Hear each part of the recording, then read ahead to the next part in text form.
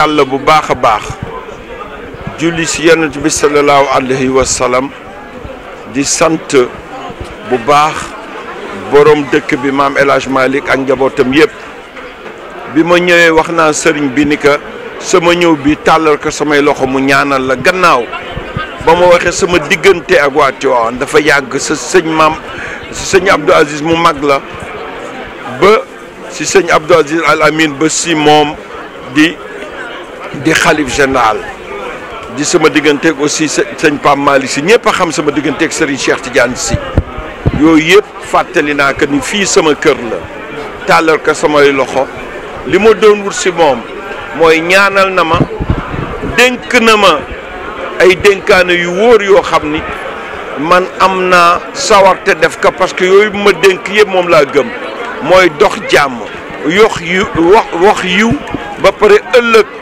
nga dimbali néew di doole yi jàppale leen loolu yëpp gis naa sama bopp bu baax maa ngi ñaanal sëñ bi mu yàgg fi téwér te yàlla may ka mu àggale yanam bi fu mu bëgg te mu am si ndam lu kawe njortam.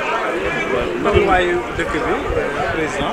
tolluwaayu dëkk bi xam nga ñoom dañu ëppoon doole assemblée jox ndax ñoo amoon suñu majorité waaye suñu toppoon assemblée dëkk bi du agsi fii bu leen fàtte liggéey bu xarañ boobu ma defoon assemblée leeral ni budget 2018 bi baaxul teguwul yoon te du budget bu dëggu loolu yëpp waxoon naa ko man génne woon naa benn motion pour wax leen ni leen dàq leen vote bi ngeen dem ñu waxtaan ba dindi xajam-xajam yi si nekk yëpp ba ma ko waxee kenn dégluwuma réew mi nag mi ngi si jafe-jafe yu metti jafe-jafe yooyu nag ñàkk gis-gisu président Macky Sall moo ko waral su fekkoon ni amoon na gis-gis yu wóor réew mi du am jafe-jafe yi ndax li ko yàlla may jamono yii mu am jàmm si wàllu pétrole bi am jàmm si fànn yu bëri te loolu feeñul si réew mi nit ñi di sonn fu nu toll tey lañ gën sonn li may wax sénégalais yi nag fii ak 2019 kenn ma ñu fi faj dara faj weesu na ku yàlla may juróom-ñaari at fajuloo dara ay weer mënuloo faj dara nan ko fi jële teg nu fi ñu jëmale réew mi foo xam ni mooy njëriñu réew mi te lépp ànd si fànn yoo xam ni jàmm rek a koy lal. mbiru Karim Wade est-ce que toujours aussi yow candidat nga. mbiru man candidat la ba tey ndax la ma doon wax rek mooy lu dëgg mooy sama candidature dama ko teg si ëllëg mu am possibilité ñu bañal Karim te loolu nag jugu fi ba tey. waaye nag arrêt bi ànd naa si trop yàgg naa wax ni Karim Wade liñ koy tuumaal wane wuñu benn preuve bu wane moo ko def yàgg naa wax ni procès bi amul yoon tey Nations Unies dëggal na lu mel noonu sama wax mooy na gouvernement bi président Macky Sall taxaw si faj loolu na mu gën gaawee loolu mooy taaru Sénégal loolu mooy tax ñëpp gëm ni Sénégal démocratie moo fi nekk waaye sama candidature dama koy maintenir di ko doxal te maa ngi sant yàlla ñi ma àndal yëpp di ay chef de parti mbooloo mi di gën yokku fan yii danaa leen annoncé ñaata milliers parrainage la am ngeen xam ni Sénégalais yi wan nañ ma seen bopp maa ngi koy sant yàlla bu baax. mbirum fichier bi ak lépp lu jëm si processus électoral bi la ma waxoon président Macky Sall fii wax dëgg yàlla su ma soñoon du ma fi wax lu dul mbirum diine waaye nag diine moo ànd ak jéem defar sa réew diine moo ànd ak ñu bëgg wut jàmm si réew mi su bëggee moom jàmm wut jàmm rek mooy taaram ndax su jàmm amul woon du jot si réew mi warul def lu yées ñu ko jiitu na fexe yëf yi leer lu yàlla dogal mu nangu ko nan lay leere na fichier bi tegu sunu loxo na xàll yoon wi ba condition yëpp waral élection bu am si yoon am li si des nag bëreetul naka gaaw def su ko gaawul def dana am responsabilité bu rëy si réew mi te ñun kat réew mi jàmm rek lañ ko yéene kon ñu ngi koy ñaax pour mu def loolu ndax réew mi jàmm rek lañ ko yéene te jàmm lañ fi bëgg. Je rends grâce à Allah, au prophète Mohammed sallallahu alayhi wa sallam, et je prie que la paix et le salut soient avec lui et sa descendance. Je prie qu'il en soit ainsi avec tous nos remarquables guides de Mame El Hadj Malick, de Serigne Touba et de partout d'ailleurs.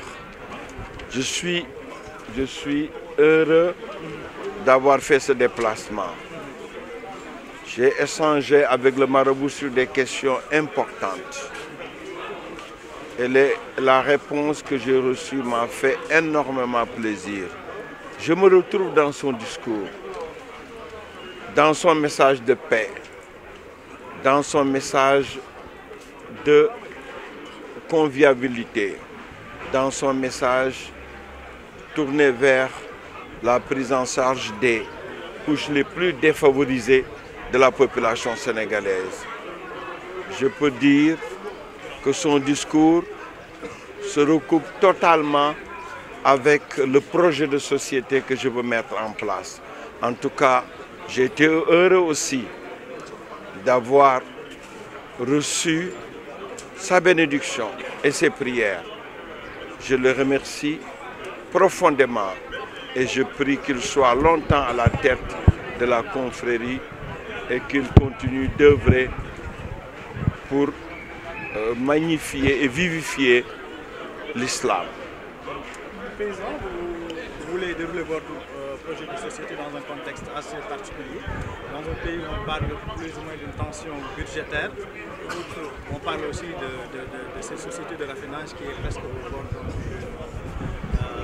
d'une banqueroute.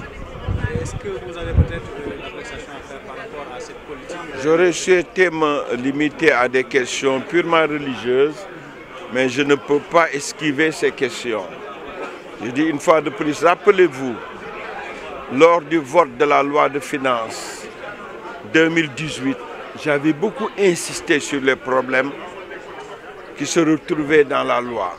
Rappelez-vous que nous avons quitté toute l'opposition, nous avons quitté la salle pour pouvoir protester parce que le budget n'était pas un budget sincère, n'était pas un budget équilibré. Aujourd'hui, l'histoire nous donne raison. D'abord, le pays est au bord de la banqueroute. Il faut le reconnaître, c'est la réalité. Le pouvoir doit avoir le courage de le reconnaître.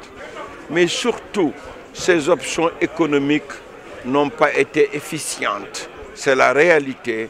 C'est pourquoi la chose à faire revient au peuple, c'est de sanctionner ce pouvoir et de nous confier les destinées de ce pays pour qu'on puisse donc le conduire ce pays vers des lendemains meilleurs. Cet après-midi, le ministre de l'Intérieur et de la Santé publique fera une déclaration sur la mise en ligne du fichier, peut-être une vieille requête que l'État du Sénégal a tenue au moins à satisfaire. Oui, c'est important. J'ai dit une fois de plus, le président Macky Sall et son gouvernement ne doivent rien négliger pour ce qui concerne l'exigence de transparence que nous formulons.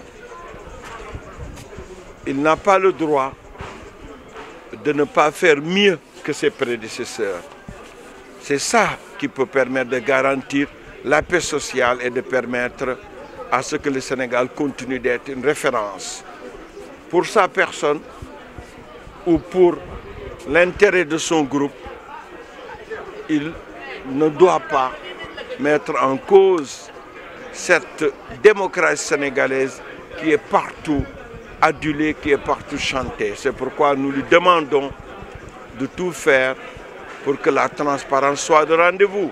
C'est l'occasion de prendre les mesures parce que nous sommes à quelques encablures des élections. Je me réjouis de la décision qui a été prise par les Nations Unies. Rappelez-vous que j'ai été avocat de Karim Wade. J'ai toujours défendu que Karim Wade était innocent.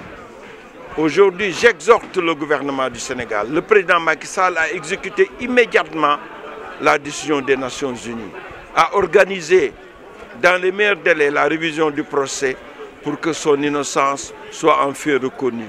Cela doit servir d'exemple à tout le monde, à moi-même et à d'autres qui viendront. Il faut cesser d'instrumentaliser la justice. C'est ça qui est inacceptable. Il faut cesser de le faire. Vous maintenez toujours votre position, vous êtes toujours candidat? Je suis toujours candidat parce que personne ne peut affirmer que la candidature de Karim Deme sera donc déclarée valide.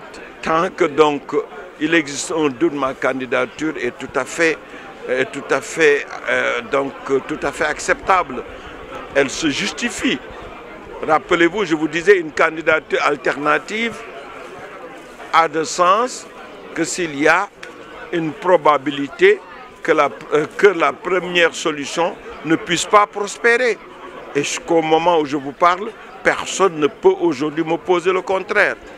Bien que je sois parmi les personnes qui demandent avec insistance au gouvernement d'exécuter les recommandations, d'exécuter la décision des Nations Unies.